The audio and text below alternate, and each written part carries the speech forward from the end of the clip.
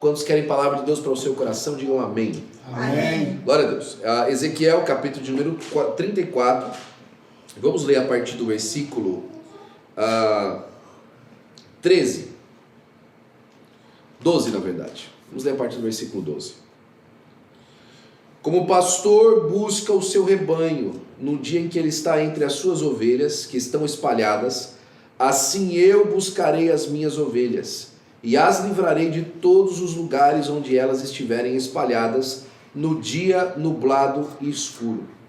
E eu trarei dos povos e as juntarei das nações e as trarei à sua própria terra e as alimentarei sobre os montes de Israel, junto aos rios e em todos os lugares habitados do país. Eu as alimentarei em um bom pasto.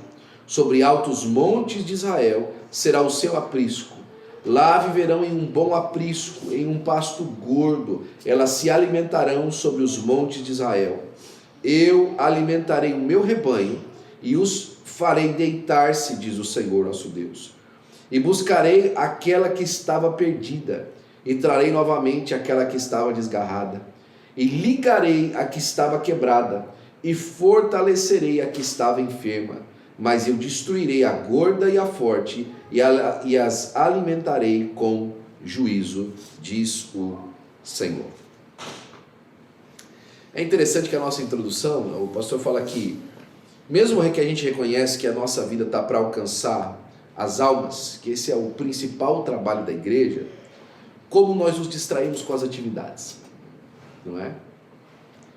Apesar de saber que essa é a maior realidade do fato dessas portas estarem abertas, não é porque nós chegamos para nós virmos aqui no domingo, mas para que outras pessoas continuem vindo e recebendo a palavra de Deus, nós nos distraímos com diversas tarefas.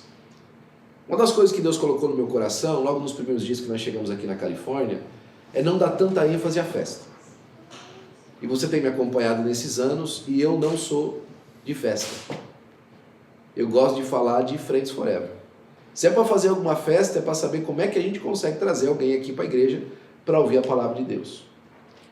Porque eu entendo, irmãos, que é muito fácil na igreja, nós nos distrairmos com o social e se esquecer do principal propósito espiritual da igreja, alcançar os perdidos para Jesus. E nesse trabalho, diversos para-igrejas, ou até mesmo igrejas que se perderam no meio do caminho, têm feito seu trabalho focado em juntar pessoas, em juntar membros, em aumentar a membresia, não no sentido de que as pessoas sejam edificadas, mas que elas se sintam de alguma forma presas àquele sistema de entretenimento. E eles fazem isso com uma boa programação, eles fazem isso com uma boa estrutura e com muito pouco evangelho. Com isso eu quero dizer que eu não sou contra a estrutura, eu não sou contra a organização. Pelo contrário, durante todos os anos que eu trabalho na igreja, que eu trabalho servindo a igreja do Senhor Jesus Cristo, e esse ano nós vamos para 18 anos fazendo isso, agora em fevereiro nós completamos 18 anos trabalhando no Ministério do Belém, efetivamente. Fazem 18 anos que eu bato o cartão na Assembleia de Deus Ministério do Belém. Meu principal trabalho na igreja foi trabalhar com estrutura e com organização. Eu sempre trabalhei na área de estrutura e organização da igreja. E sempre trabalhei na área de preparação de festas, preparação de eventos, né? Esse foi o meu principal trabalho. Trabalhei muito pouco e onde, às vezes, inclusive, o meu trabalho é mais dificultoso, onde eu tenho menos talento para o meu trabalho físico, o meu trabalho secular, é justamente na área que se diz respeito à secretaria, à administração. Meu trabalho se promoveu muito mais e conseguiu ganhar muito mais abrangência na área de promoção, de eventos, de preparação. Foi aí que eu trabalhei muitos anos. E por conta disso, eu sempre percebi e sempre fui muito consciente, né, de que os eventos, eles só têm fruto, eles só têm bênção, se ele for voltado 100% para ganhar as almas para Jesus. Mesmo que ele seja feito, por exemplo, para capacitar a igreja para fazer isso. Mesmo que o produto o resultado imediato não seja almas, mas o resultado através daquilo seja almas, o trabalho da igreja sempre é feito para alcançar os perdidos. Mas é muito fácil se distrair. Qual é a razão para isso? Talvez sejam as muitas e talvez as principais sejam as distrações que você acaba acumulando, tantas atividades e compromissos que no final das contas só evangeliza quando sobra tempo, né? E se você só evangeliza quando sobra tempo, provavelmente você não evangeliza ninguém, porque não sobra tempo. Principalmente aqui, né, pastor? Principalmente aqui. Não sobra tempo, né? Eu quero que você responda essa pergunta de maneira retórica, tá? Você não precisa falar isso, você pode pensar nela. Qual foi a última vez que você apresentou o evangelho para alguém? Você sentou com uma pessoa, encontrou essa pessoa e apresentou o evangelho do Senhor Jesus Cristo para ela. Dias atrás eu falava com alguns irmãos e os irmãos falaram assim para mim: pastor, eu não conheço nenhum brasileiro. Eu não tenho amizade com ninguém. Conheço o máximo pessoal aqui que eu converso no prédio, balança a cabeça e tal, mas eu não conheço ninguém, por exemplo, para chamar para ir para a igreja. Eu entendo isso, porque é a realidade de muitos de nós, não de todos nós. Né?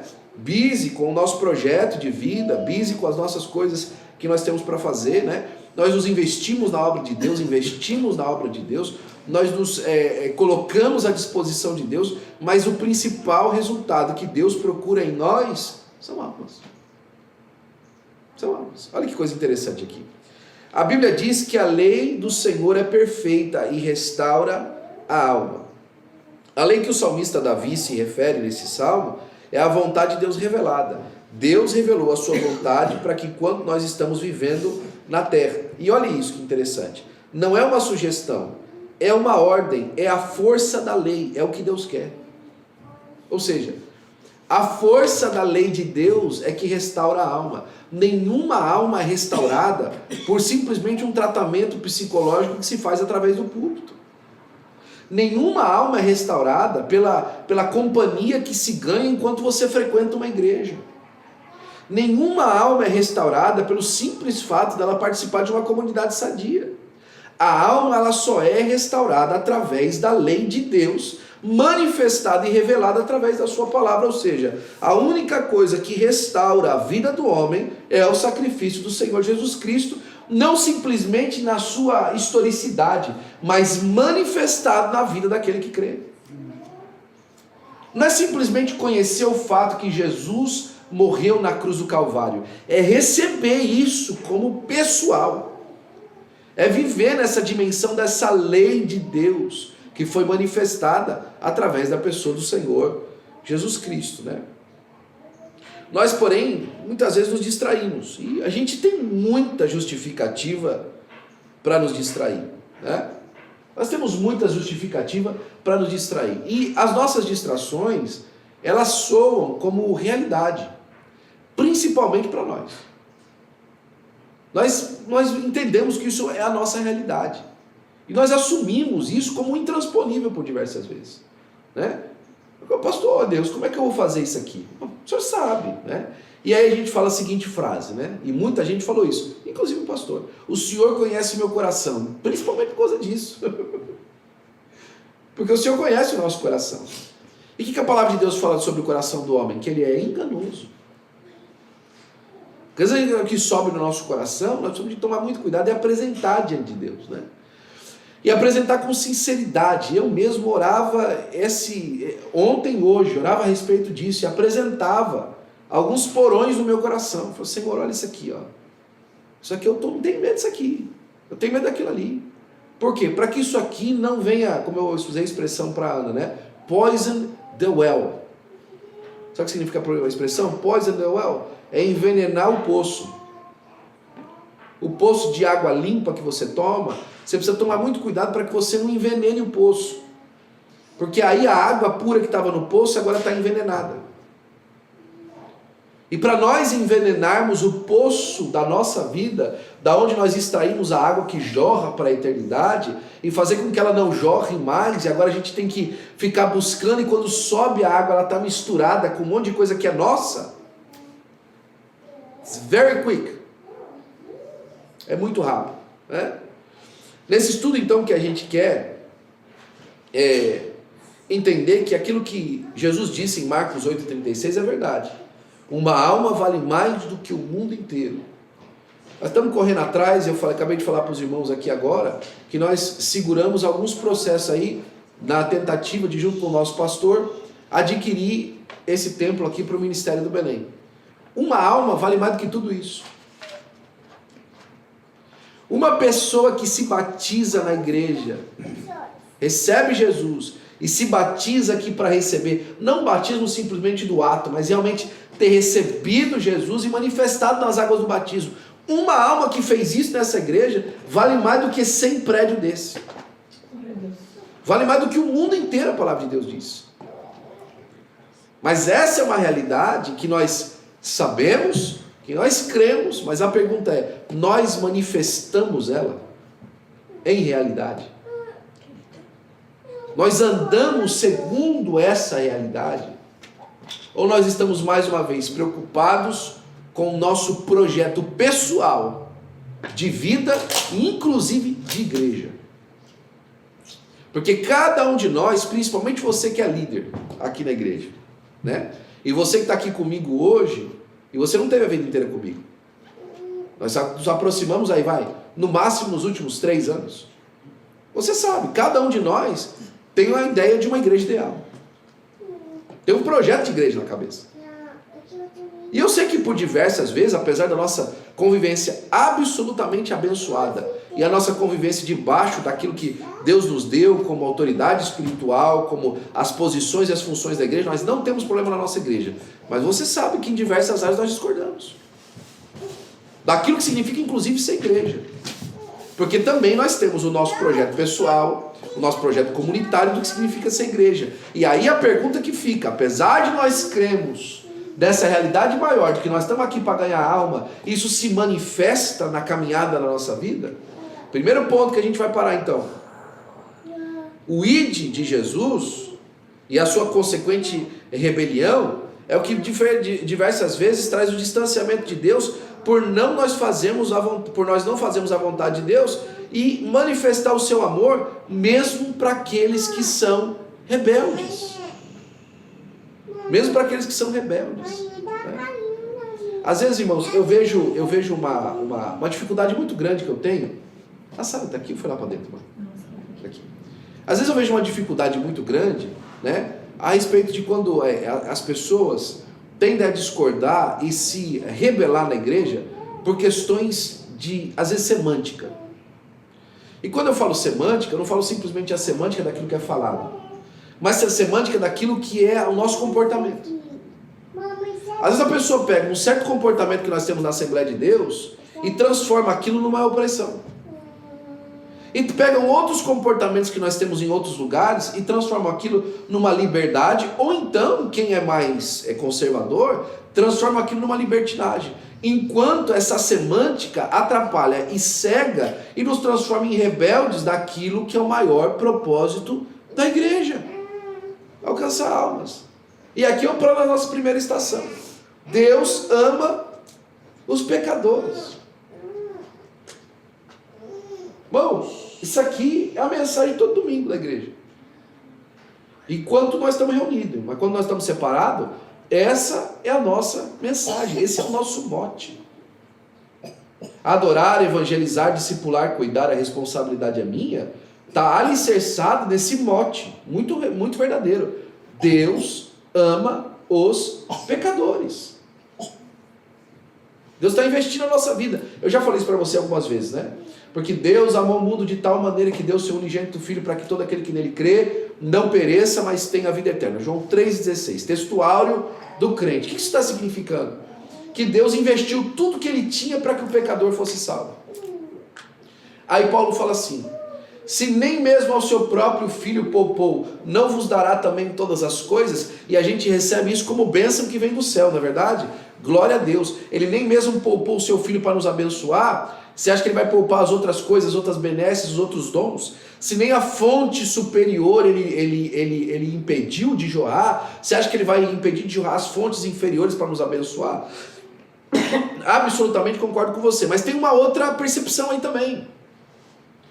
fora do sensus plenior, mas dentro do texto com a hermenêutica correta. Ou seja, se ele não poupou o seu filho para a salvação dos perdidos, você acha que ele vai poupar você? Se Deus não poupou o seu filho único para que o perdido fosse alcançado, a começar por esse perdido eu, você acha que no alcance dos outros perdidos ele vai poupar você? A sua vida terrena, a sua saúde, para que os perdidos sejam alcançados? Pare para pensar nisso. Deus ama os perdidos. Você e eu nunca vamos conseguir o amor de Deus por nós, e incrivelmente pelos pecadores, pelos outros pecadores. Se Deus é santo e odeia o pecado, como amar os pecadores? Só mesmo Deus para entender. Ninguém mais entende. Só Deus para entender. E eu já ouvi milhares de hinos falando isso, né? Ninguém entende Deus. Ninguém entende Deus. Ninguém entende o amor de Deus, a doação de Deus, a manifestação da benignidade de Deus. E hoje eu pensava nisso hoje à tarde e anotei e fui wrestle com essa realidade, né? Olha, o amor de Deus é para sempre, mas a misericórdia não. A benignidade de Deus é para sempre, mas a misericórdia não. Porque a misericórdia de Deus está atrelada com o atributo de Deus, que é a justiça.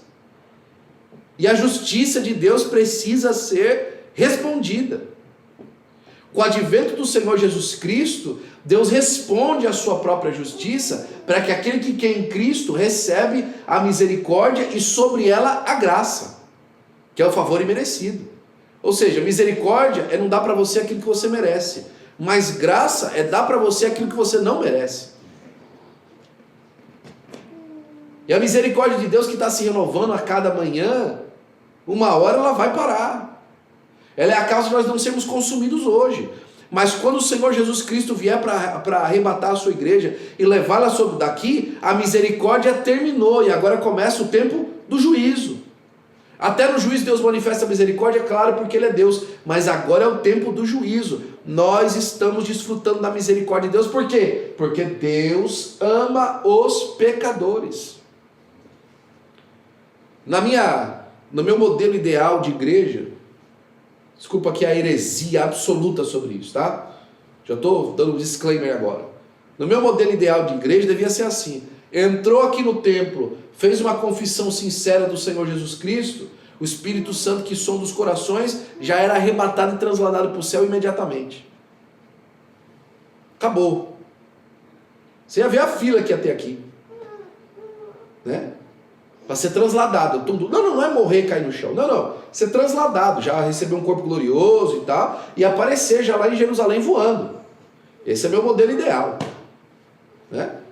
Sem sofrimento, né? Não se perde mais, já está desfrutando da vida eterna, não peca mais, né? E já voando aí no planeta Terra todo, tal. Inclusive, né? Olha, pessoal, dá certo, ó, funcionou bem aqui, ó. Corpo glorificado, esse é meu modelo ideal. Ia funcionar bem, né? Poxa, mas não é assim que funciona. Deus nos salva e fala assim: agora volta lá fora e traz mais um. Agora volta lá fora e traz mais um. Agora volta lá fora e traz mais um. Agora volta lá fora e traz mais um. Por quê? Porque Deus ama os pecadores. É por isso que o que Paulo fala para Timóteo, no capítulo 1, versículo 15, isso arrebenta meu coração. Timóteo, essa é uma palavra digna, de fiel e digna de toda a aceitação.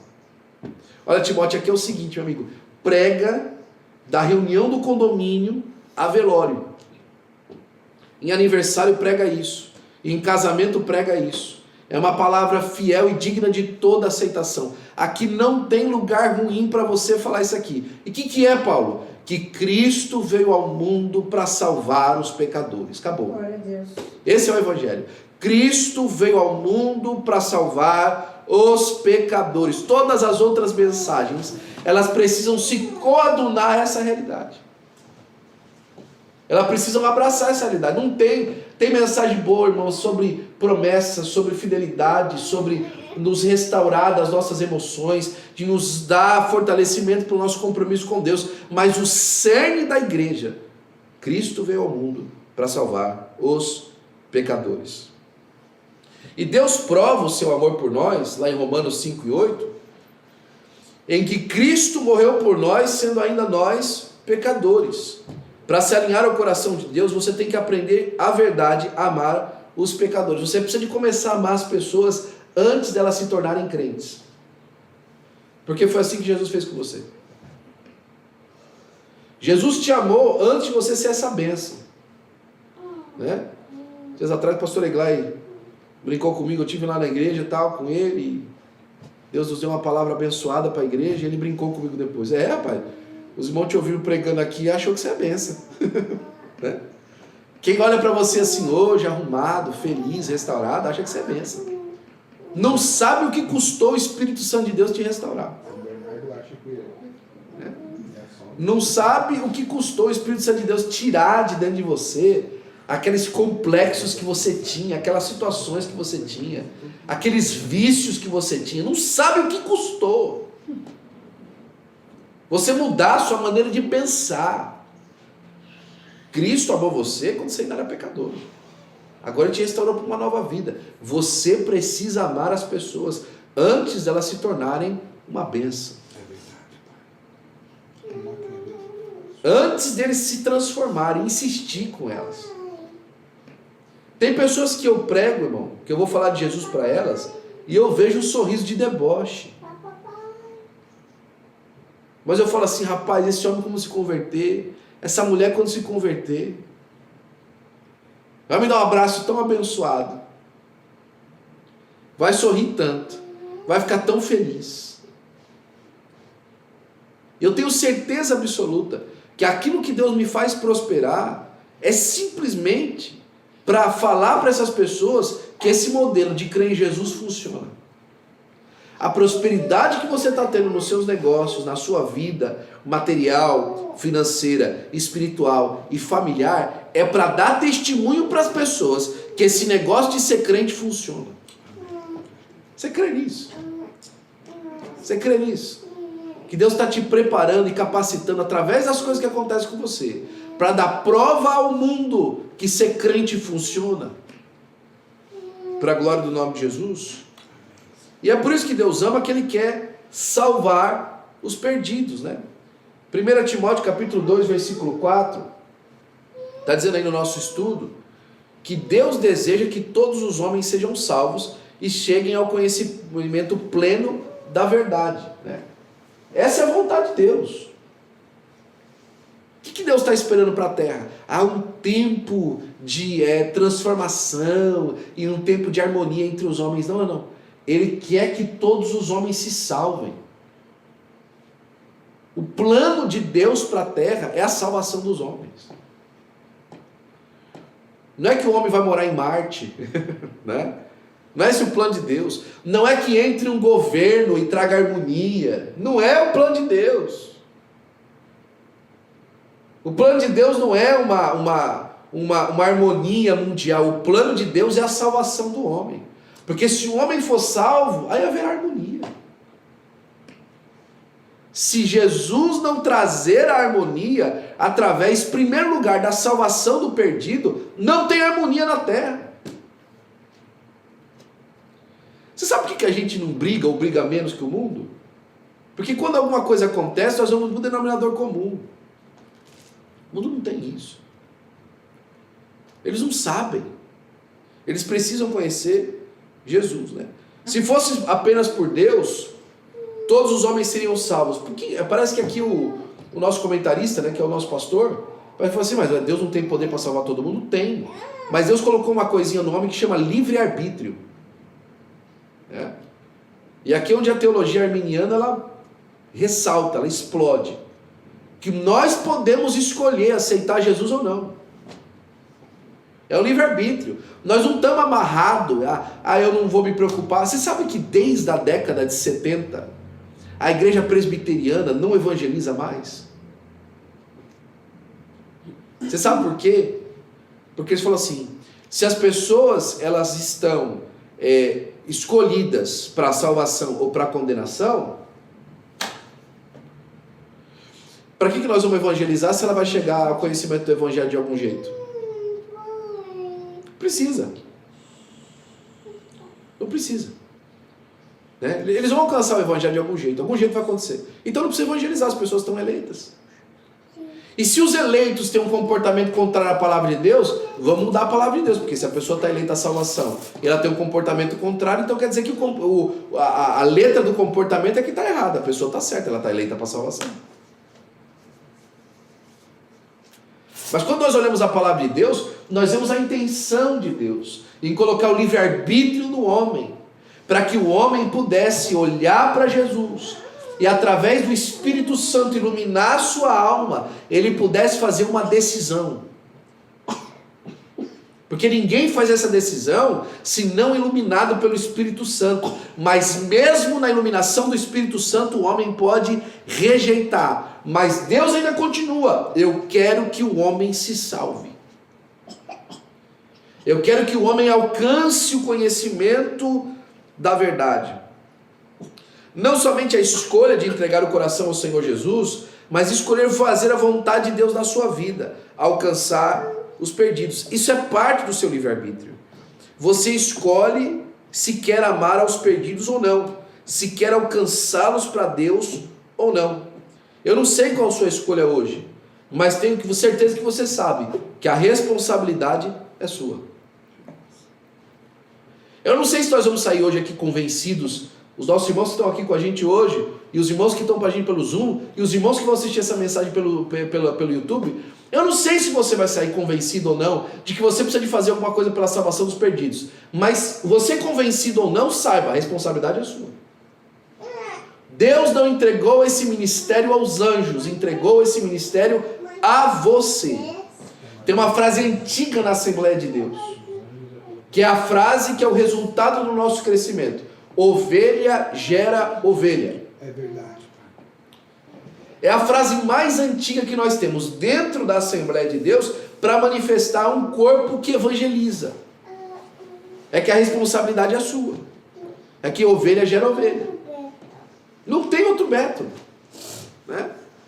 Nós estamos aqui alguns dias agora na nossa sede. O pastor Clebson Soares, se eu não me engano, está na nossa sede hoje, a partir de hoje até domingo, fazendo um seminário de evangelismo com a igreja. Extraordinário, um grande ganhador de almas. Você sabe o que o seminário dele significa se as pessoas não se engajarem? Zero. Ele está trabalhando, ele está buscando, ele está ali trazendo as pessoas a uma conscientização e pedindo que a graça e a unção de Deus cubra os corações para que as pessoas entendam isso. Mas no fim do dia, quem tem que aceitar ir aos perdidos é cada um de nós. Deus deseja que todos se arrependam e sejam salvos. 2 Pedro capítulo 3, versículo 9: mas o Senhor não retarda a sua promessa, ainda que alguns a tenha por tardia, mas é longânimo para conosco, não querendo que alguns se percam, senão que todos venham a se arrepender. Você sabia, deixa eu falar uma coisa para você, aqui Pedro está falando para a igreja da diáspora que eles estavam esperando Jesus para aqueles dias. Estava falando para a igreja da diáspora que estava com expectativa com a volta de Jesus, que Jesus não estava atrasado. É que Jesus estava investindo na vida deles para que eles alcançassem mais pessoas para o evangelho do Senhor Jesus Cristo. E apesar disso ser claro lá naqueles dias, às vezes o que acontece na nossa vida é a mesma coisa.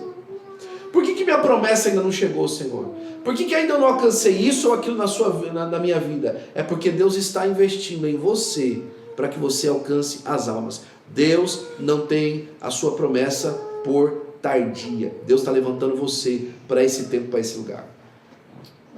Certa vez eu falei numa escola bíblica lá na cidade de Fall River, na igreja do pastor Ronald Bernier.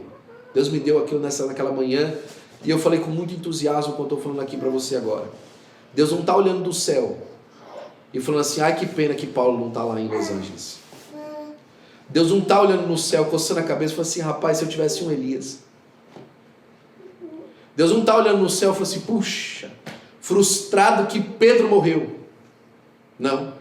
Deus está olhando do céu e olhando cada um de nós e vendo pelo nome e falando assim: ah, se ele se dedicar, se ela abrir o coração, se ele se dispor, os dias de Pedro, de Paulo e de Elias são pequenos perto do que ele pode fazer. Eu creio nisso. Eu creio piamente nessa realidade.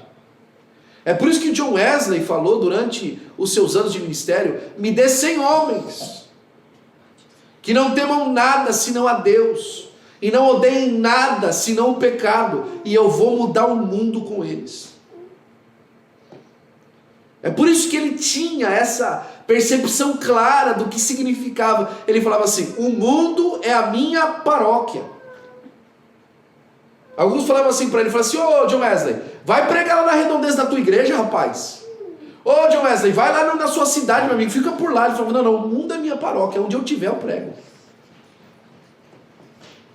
Não é só os meus, não é só meu bairro, é onde quer que eu vá.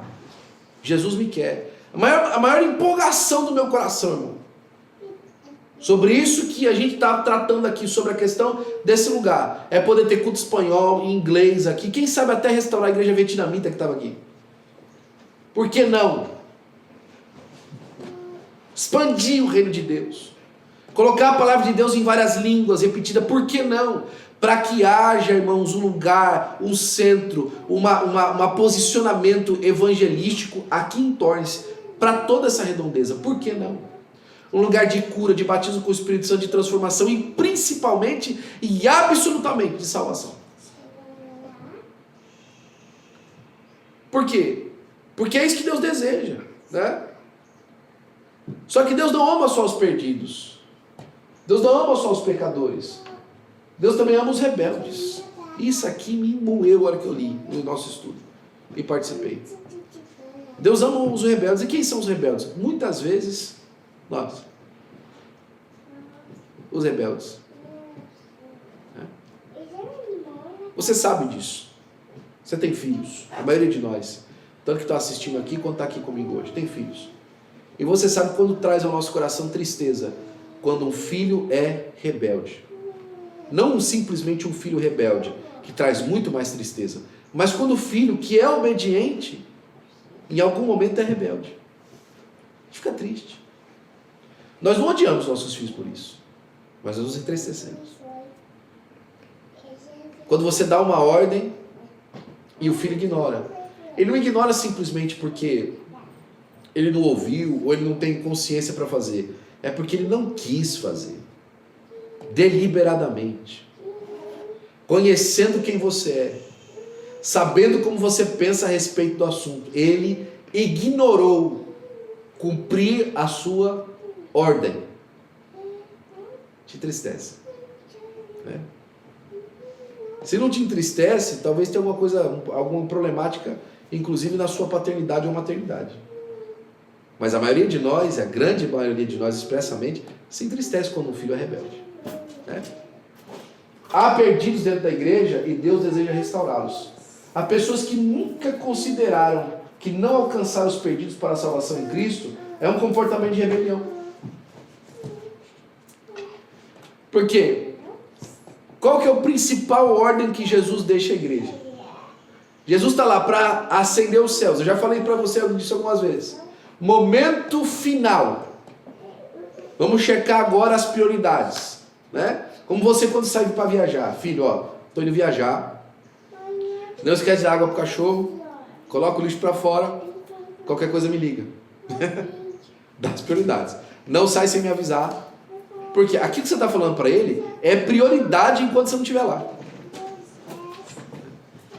Você não fala para o seu filho, filho, não esquece de comprar aquele chocolate gostoso que você gosta para comer. Você não fala isso. Pode até lembrar, mas é no final, né? Não é prioridade. É uma coisa que você quer. Olha, filho, não esquece aí de comer fora todo dia. E como que mais de porcaria que você tiver, você pode fazer. Olha, filho, seja feliz com tudo que você quer fazer, tá? Você dá para ele as ordens na sua ausência. Você quer que ele seja feliz. Você quer que ele seja contente. Mas você dá as ordens na sua ausência. Para que a sua ausência, ela não simplesmente signifique uma descontinuidade da ordem, do propósito da sua família e da sua casa. Jesus está ascendendo aos céus. E ele fala assim, olha, todo o poder o Pai me deu no céu e na terra. Ou seja, Não tem ninguém no universo que mande mais do que eu. Isso Mateus 28. Aí ele fala assim, portanto o quê? Porque Deus me deu autoridade para isso, o Pai me deu autoridade no céu e na terra para isso. Ide por todo mundo, pregando o evangelho e fazendo discípulos. Essa é a ordem, né? Não está lá, façam templos, comprem propriedades, façam programas, né? Não está lá. Não está lá, se organizem em denominações. Não está lá. Não está lá, façam culto de manhã no domingo e quando não der, domingo à noite. Mas até alguns países vai ser difícil, então domingo à noite ou domingo de manhã. Tenham cultos de ensino e cultos de domingo. Olha, façam essa liturgia no culto. Não está lá. A ordem, prioridade é ir no mundo e fazer discípulos, apresentando para eles o evangelho do Senhor Jesus Cristo. Ponto. Ponto. Se nós falharmos aí, nós falhamos em tudo. Não adianta. Às vezes a gente chega lá embaixo e tal, aí o filho apresenta a gente com carinho, né? Olha, pai, fiz café. A hora que você olha para a cozinha, tá do pé na hoje não tá mais, né? Mas há pouco tempo atrás era assim, tava de perna pro ar.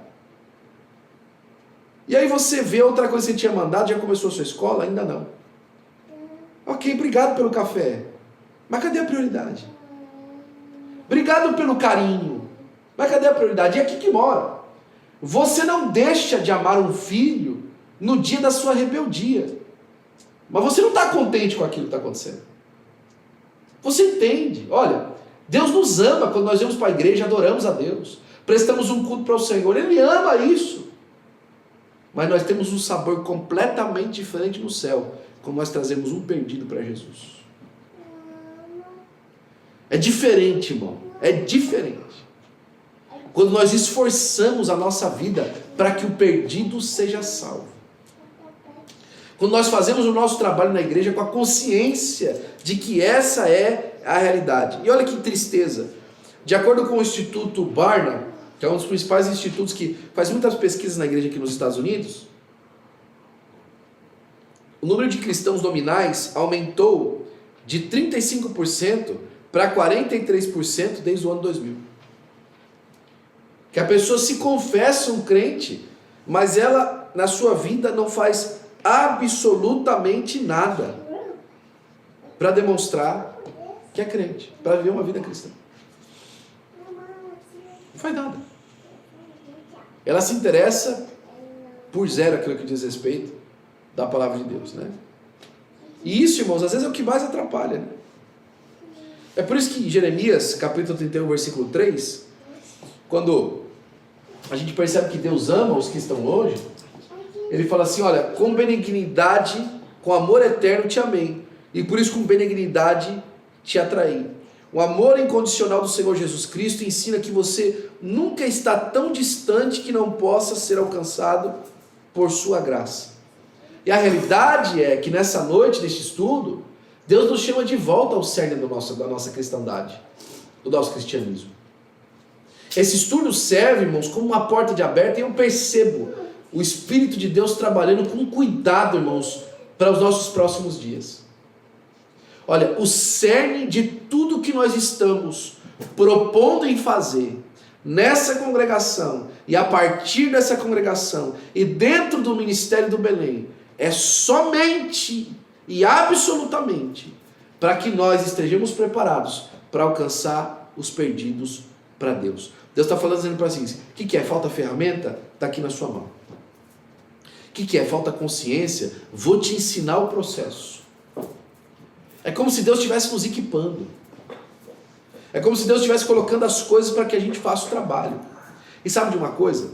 Uma coisa que acontece muito, principalmente quando a criança está mimada, né?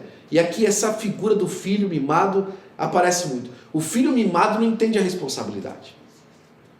O filho mimado, você dá para ele uma tarefa, não quero fazer isso. Eu quero ficar na frente da televisão. Não, pai, eu não quero fazer esse trabalho. Eu não quero me dispor a fazer isso aqui. Não é para isso que eu estou aqui. O filho mimado, ele gosta de ficar na manha. E ele não sabe que se nós como pais não tirarmos ele de ficar mimado, não dermos instrução e não empurrarmos ele para fazer a tarefa, amanhã, quando ele tiver uma vida adulta, ele vai ser uma desgraça. Porque ele não sabe fazer nada, ele não sabe servir em lugar nenhum, ele não sabe resolver nenhum dos seus problemas. Ele se torna um adulto ansioso, sem perspectiva e sem porque não foi preparado. Ela está vendo uma tarefa e saber que se ele não fizer, aquilo vai trazer prejuízo. Será que nós temos consciência que se nós não fizermos a nossa parte, nós podemos trazer um prejuízo para a obra de Deus? Eu não estou falando prejuízo para Deus, Deus não tem prejuízo. Eu estou falando de um prejuízo para a obra. Porque a obra sofre prejuízo. Paulo fala do sofrimento da obra de Deus com maus obreiros. A obra sofre prejuízo. Será que nós, como filhos rebeldes, queremos ser prejuízo? Entenda, aqui não é uma palavra de pancada, mas é uma palavra de restauração. Ei, Deus está chamando de volta. Vamos colocar a nossa vida no cerne da questão, no altar de Deus. Nós estamos em Los Angeles. E graças a Deus, essa palavra que Deus me colocou no meu coração, desde os primeiros dias, nós estamos em Los Angeles para trazer restauração e salvação a esse lugar. Nós viemos para cá para isso. Deus nos transportou de um lugar longe para cá para isso. E isso não é mérito ou especialidade minha ou sua. Essa é a realidade do nosso ministério. Nós estamos aqui para isso, para a glória do nome do Senhor Jesus Cristo. Começa a terminar. Deus ama os pecadores, mas Ele odeia o pecado. É por isso que a gente pode ter certeza que o Evangelho do Senhor Jesus Cristo, em sua santidade, Deus não pode tolerar o pecado, mas em seu amor infinito, para salvar os pecadores através de Cristo, Ele trouxe a restauração. Em meados do ano 1700, Deus enviou um grande avivamento nos Estados Unidos da América. Jonathan Edwards foi um dos instrumentos que Deus usou para protagonizar aquele despertamento em 8 de julho de 1741. Você percebe? Um avivamento logo antes da Revolução Americana, que trouxe uma consciência de liberdade aos americanos. Olha só, John Edwards faz essa grande mensagem em 1741. Em 1776, naquela mesma região do noroeste do país, do nordeste do país, né? Naquela mesma região, começa o pessoal a se levantar contra as taxas sobre o chá. E surge a Revolução Americana, que culmina com a independência do país. Você acha que isso é por acaso? A liberdade traz as pessoas a sonharem com uma vida diferente. Eu ouvi alguns professores falarem de maneira absolutamente grotesca. A Igreja Brasileira da Assembleia de Deus trouxe essa percepção de um evangelho restaurador da alma, mas não tirou o homem da pobreza. Vai lá no nordeste do país hoje e vai ver as famílias que são crentes há 2 ou 3 gerações. Vamos ver se eles estão pobres.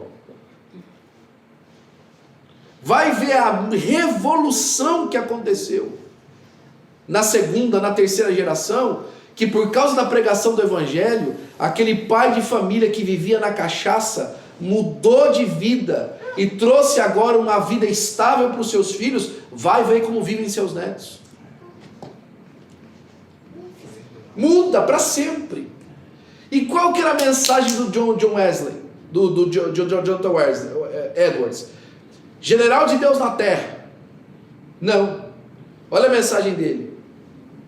Pecadores nas mãos de um Deus irado.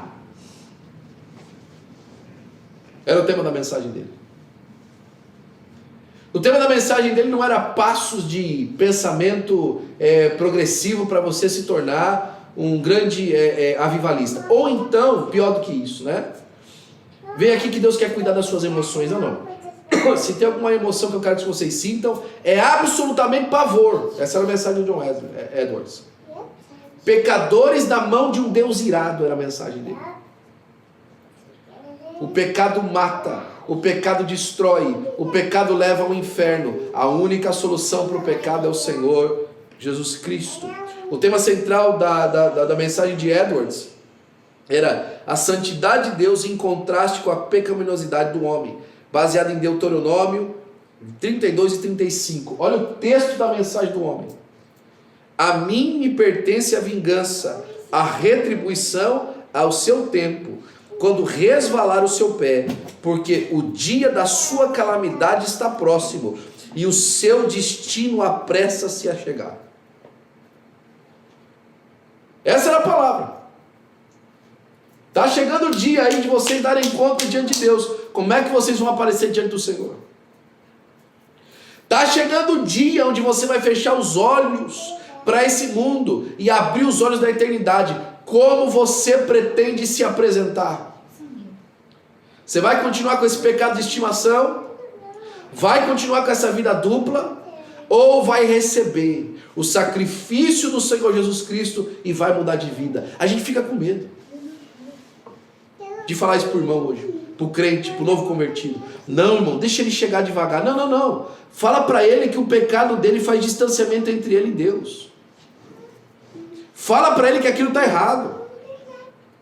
Com amor, com cuidado, sem dar um tiro na cabeça da pessoa. Mas fala que está errado. Isso está errado.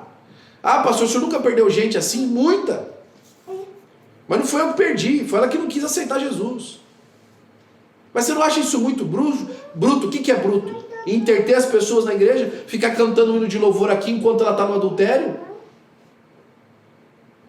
Fazer cultos aqui onde as pessoas vêm para frente para receber bênção, mas não deixa a sua vida dupla? Com essa palavra de Jonathan Edwards, veio um avivamento sobre a nação. Eu não estou dizendo para você que nós vamos ser grosseiro, que nós vamos ser... Não, o que eu estou falando para você é que nós vamos pregar a verdade com graça. E na graça de Deus nós vamos falar a verdade. É tempo de restauração em Los Angeles para a glória do nome do Senhor Jesus Cristo. O irmão Edwards compara o pecador, olha a comparação que ele faz. Há uma pessoa caminhando sobre uma superfície escorregadia, prestes a cair no inferno a qualquer momento. Ele destaca que não são as boas obras ou o mérito humano que impedem a condenação, mas unicamente a graça de Deus através do sangue do Senhor Jesus Cristo. Você pode ser o maior contribuinte da igreja. Você pode ser a pessoa que mais está tempo na igreja. Você pode ser a pessoa mais dedicada às coisas de Deus. Mas se você não tiver consciência que a sua vida só tem valor e só está diante de Deus por causa da graça de Deus manifestada através da morte e ressurreição do Senhor Jesus Cristo, não vale. Não vale. Para a glória de Deus. A fragilidade e a condenação. Deus é santo e justo e o pecado ofende profundamente a Deus.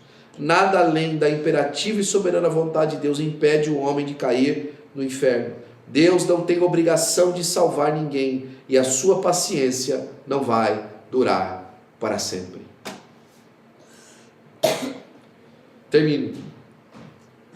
Não há salvação sem arrependimento. Não há avivamento sem arrependimento. E deixa eu falar uma coisa para você. Não vai haver um tempo novo no nosso meio se, em primeiro lugar, o arrependimento não começar em nós. Que arrependimento, pastor? O arrependimento do tempo que a gente gasta à toa. O arrependimento do tempo que a gente perde de não pregar o Evangelho, de não promover o reino de Deus no lugar onde nós estamos. Um arrependimento de não sermos sinceros diante do Senhor, de que dá para fazer muito mais com o pouco que a gente tem. O arrependimento de entender que o investimento maior da nossa vida precisa ser nas coisas do Senhor. Eu repito para você, na minha imaturidade ministerial, chame do que você quiser.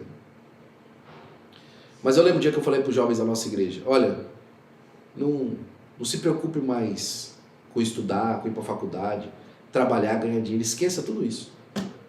Esqueça, isso aí tudo fica aqui. Isso tudo é balela.